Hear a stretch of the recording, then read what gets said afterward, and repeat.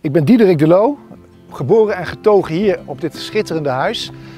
Ik ben de 11e generatie van de familie de Loo die hier wonen. En heb me eigenlijk als taak op me genomen om dit mooie familielandgoed een nieuwe toekomst te geven. Waardoor het ook voor de volgende generatie weer behapbaar is en het gewoon ook weer door te kunnen geven. Uiteindelijk hebben we ervoor gekozen nu om in eerste instantie te beginnen met een chambre d'hôte. Met 10 authentieke kamers waar mensen als ze te gast zijn zich thuis voelen in een authentieke omgeving.